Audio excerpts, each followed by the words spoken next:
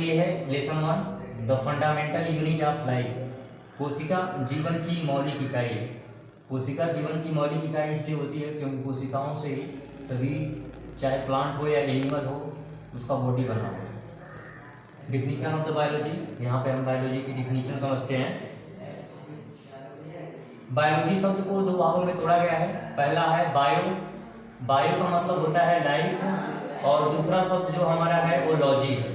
तो लॉजी का मतलब होता है लोगस, लोगस ये हमारा जो है लैटिन, लॉजी जो हमारा है वो लैटिन वर्ड है, इसका मतलब लोगस होता है। लोगस का मतलब होता है स्टडी, स्टडी का मतलब होता है अध्ययन करना। तो इसका अर्थ होता है क्या है?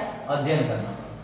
एक बार फिर से समझाते हैं। बायो का मतलब होता है लाइफ, और लॉजी जो शब्द है वो लैटिन वर्ड है, और इसका मतलब होता है लोगस, लोगस का मतलब होता है स्टडी, स्टडी का मतलब होता है अध्ययन करना।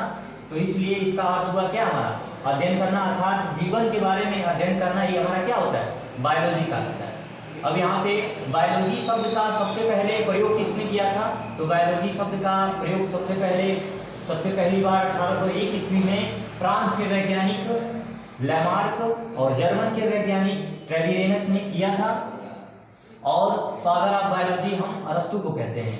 अरस्तु को हम फादर ऑफ बायोलॉजी इसलिए कहते हैं क्योंकि उन्होंने ही क्या किया था? इन्होंने ही जीव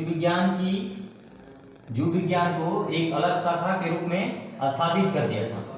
इसीलिए अरस्तु को फादर ऑफ बायोलॉजी के रूप में जानते हैं।